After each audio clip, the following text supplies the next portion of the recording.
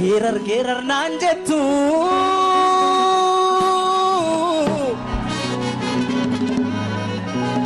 geerar naan jettu meeka'ee taleelure badi naan jettu meeka'ee qajeelure ani maalan geeraraa tanoo yaada yeelala irri geerareen quufne hidhaa qaallitti jira irri geerareen quufne hidhaa qiliinxoo jira irri geerareen quufne hidhaa karchallee jira karchallee amboo jira anoo maalan geeraraa tanoo yaada yeelala tanoo yaada yeelala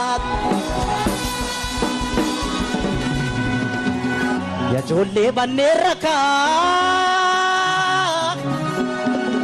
yaa ijoollee banneen rakaa gurrabbaa kanneen rakaa oromoon maalum godhere maalum gochuu didere yaalle hamma dandeenyu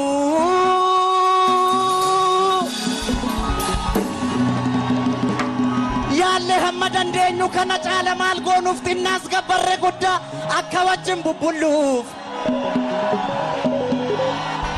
yaalle hamma dandeenyu kana caala maal goonuuf xinnaas gabbarre guddaa akka wajjin bubbulluuf obsuun waanuma jiru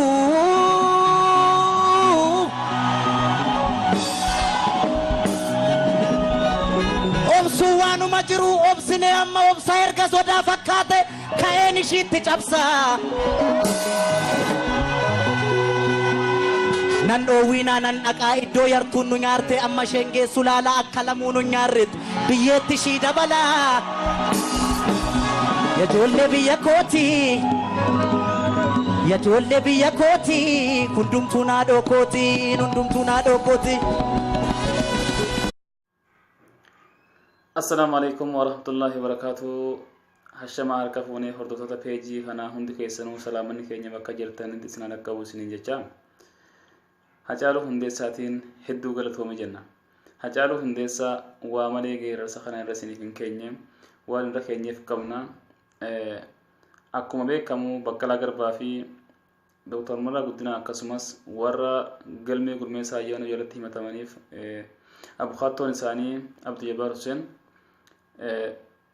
ragaa ittisaatiif muummicha ministeera Itoophiyaa Hayilamaariyaam Dassaaleny pirezidaantii mootummaa Oromiyaa Lammaa Magarsaa fi akkasumas tiim isaanii Abiyyi Ahmad faan akka ragaa ittisaatiif barbaadaman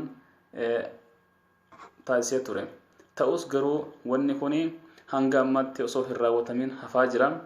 Kanarratti ammoo xiinxala gaazexeessaan duraanii gaazexeessaan jaallatamaa fi kabajamaan OMN kan duraanii Abdii Fiixee gara fuula peejii isaa irratti fuula feesbuukii isaa irratti maxxansee gara sagaleetti jijjiirree isiniif qabannee dhihaannee jirra. Hanga xumura sagantaa keenyatti turtii gaarii isiniin jenna. Ana biratti waaqa biraa hin waaqessin. Geerarsi Hacaaluu Hundeessaa hoogganoota mootummaa naannoo Oromiyaa akka malee rifaasise. Isaan kana hin eegne ture. Eeyyee dhuguma rifaasise. Otuu akka biyya ani jiru kana ta'eeti ilaalcha Abbaa Duulaa, Lammaa Magarsaa, Abiyyi Ahmadii fi Addisuu Faatti gaazexeessotaa fi beektota warra mallattoo fi ilaalcha fuula namaa ilaalanii hiika itti laatan afeeranii hiika itti laatan ture. Otuu haasofnu ilaalchi hundi isaanii hiika haa qabaatu malee hiikni isaa garuu adda adda. Amma waa'ee ilaalcha isaanii haasa'uufi miti. Kutaa wangeelaa keessaa bakka itti Waaqayyo inni nu uume akka isa biratti waaqa biraa hin gabbarre nu ajajeen siyaasa keenya waliin wal bira qabeen ilaaluu barbaade. Ana biratti ani maalan geeraraa tanoo yaada yeelala irri geerareen quufne hidhaa qaallitti jira irri geerareen quufne hidhaa qiliinxoo jira irri geerareen quufne hidhaa karchallee jira karchallee amboo jira anoo maalan geeraraa tanoo yaada yeelala tanoo yaada yeelala. Waltajjii lammiif jedhu sana irratti weellisaa Hacaaluun carraa inni argate carraa jaarraa keessatti hin argamnedha. Haalaa fi yeroo eeggatanii ergaa ofii dabarfachuun akka kanadha. Sunumtuu bakka hoogganoota OPDO hundi jiranitti. Eenyu keenya caalaayyuu Hacaaluun waan tokko hubateera. Sunis hoogganooti kun Dooktor Mararaa fi Baqqalaa Garbaa akka hiikuuf hin jirre Hacaaluuf galeera. Kanaaf kan Hacaaluun qeerroo abdiin uummataa siidha ka'e jedhee qeerroo tuqeef. Daggeensa fuun beektuu yaa qeerroo. Daggeensa fuun beektuu addarra dhaaban malee falmadhu qeerroosi abdiin sabaa yoomillee. Falmadhu qeerroosi abdiin sabaa yoomillee. Abdiin sabaa yoomillee abdiin sabaa yoomillee abdiin sabaa yoomillee. Siyaasa keenya gargar diigne yoo ilaallu Opiidiyoo Caalaa Baqqalaan fa'aa Dooktor Mararaan fa'aa akka hidhaa keessa turan kan barbaadu jiran natti hin fakkaatu. Namooti kun tiim lammaa kanneen jennu hojii gaarii hin hojjenne jechaa hin jirru. Kanan jechaa jiru Baqqalaa fa'aa hiisaa jennee gaafachuun keenya garuu garraamummaa siyaasaati. Namooti kun kabajaa, ulfina, jaalalaa fi maqaa waggaa 26 guutuu abjuutti yaadanii hin beekne argatan. Kanaaf uummati Oromoo kana booda isaan biratti waaqa biraa akka hin waaqessine barbaadu. Baqqalaa fi Dooktor Mararaan hiikamanii akka callisanii manatti galanii hin teenye ni beeku. Baqqalaan fa'aa Dooktor Mararaan fa'aa hiikamanii jennaan paartiin isaanii Oromoo Federaalist Koongirees deebi'ee jabaata. Kun ammoo beekamtii fi jaalala lammaan fa'aa amma argatanirra gaadidduu haguuga utuu hin taane gaabii gurraacha itti uwwisa. Kanaaf namoota kana hiikuun isaanii of rarraasuu yookaanuu political suicide ofirratti gaggeessuun ala miti. Ani maalan geeraraa tanoo yaada yeelalaa. Dhiirri geerareen quufne hidhaa qaallitti jira. Dhiirri geerareen quufne hidhaa qiliinxoo jira. Dhiirri geerareen quufne hidhaa karchallee jira karchallee amboo jira. Anoo maalan geeraraa tanoo yaada yeelalaa tanoo yaada yeelalaa. Dhugaa dubbanne yoo jenne akka Baqqalaan fa'aa hiikamaniif mootummaa federaalaa irratti dhiibbaa gochuu danda'u. Eeyyee akka gaariitti garuu dhiibbaa gochuu ni barbaadu hin barbaadan. Maaliif? Deebiin isaa salphaadha. Innis isaan biratti ummati kun waaqa biraa akka waaqessu waan hin barbaanneef. Kanaaf ummati Oromoo yoo jaalala tiim lammaaf qabu itti fufuu barbaada ta'e waa tokko dhiisuu qaba. Innis hoogganooti Oromoo Federaalist Koongirees nuuf haa hiikaman gaafii jedhu. Gaafiin kun hoogganoota kana maraammartoo qabsiisee kufisuu danda'a. Kan isaan akka ajajaa Hacaaluu Hundeessaa ilaalaniifis kanumaafi. Daggeensa fuun beektuu yaa qeerroo. Daggeensa fuun beektuu addarra dhaaban malee falmadhu qeerroosi abdiin sabaa yoomillee. Falmadhu qeerroosi abdiin sabaa yoomillee. Abdiin sabaa yoomillee abdiin sabaa yoomillee abdiin sabaa yoomillee. Hacaaluunis isa kana waan hubate natti fakkaata. Ammas yoo ta'e hegereen Baqqalaa Garbaa fa'aa kan jiru harka qeerrooti. Uummati keenya yoo suuraa agarsiiftoota keenyaa hoogganoota Oromoo Federaalist Koongireesii fi akkasumas kan tiim lammaa wal bira kaayee maxxanfatu yoon argu hagam akka garraamii taanee natti mul'isa. Hawwuun gaariidha. Siyaasi garuu hawwiin hin dhugoomu. Namooti kun namoota adda addaati. Ilaalchaa fi ergama akkasumas kaayyoo garagaraa qabu. Kan isaan waliin qaban yoo jiraate dhiiga Oromummaa ta'uu mala. Dhiigi ammoo kaayyoo hin ta'u. Kanaaf yaa saba koo waan waliin fakkaanne wal faana gabaa geessitanii erga himata wallaaltanii booda gabaa hin abaarina. Akka gugee garraamii akka bofaa haxxee ta'a. Garraamummaan siyaasaa mul'ata keenyaan nu hin ga'u. Gaazexeessaa OMN duraanii Abdii Fidee.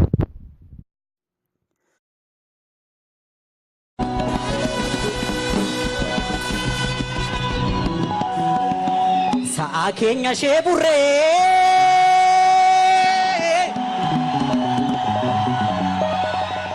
Sa'aa keenya ishee burree ishee ribbiif kennine gaadii eniit elmatu elmatan baramee qanuuf galchuu didan malee. Yoon beekne dubbii keessaa akka ramacii ibiddaa irra keessa dibanii nu gubuuf ayyikka yaadan rabbumaaf turre malee.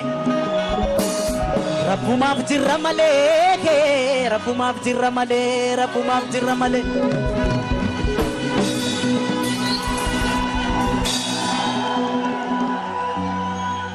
Harargeen mancaa qarraa Adagge manca qarraan tuulamni farda leenjisee roorroon daangaa dabar. Roorroon daangaa dabarraan qeerroon falma murteesse. Inna gaama. Hararge manca qarraan tuulamni farda leenjisee roorroon daangaa dabarraan qeerroon falma murteesse.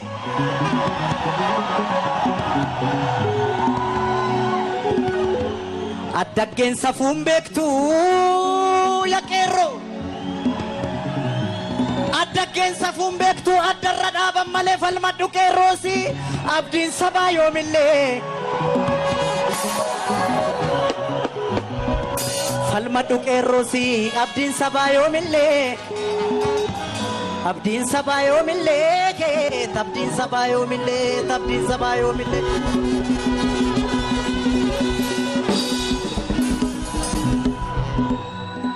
Nu beekuuf bar shororkaa'u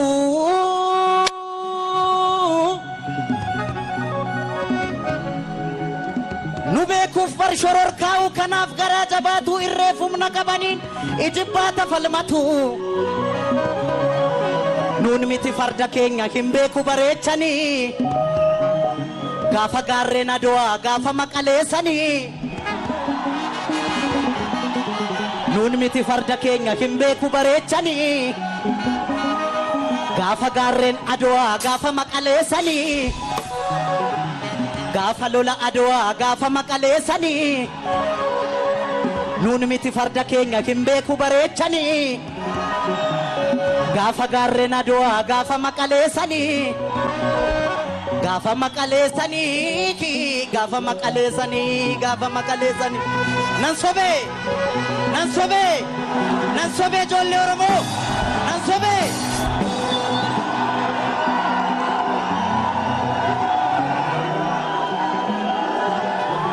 Gameessa koo yaa abbaa daamaa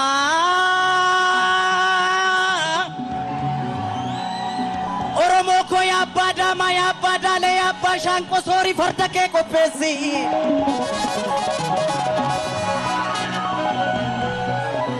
Soori farda kee qopheessi eeboo kee qarii soroorsi gaacha nafannoo irraa buusi roorroo didee sirra marse maaliif duuta mana teesse.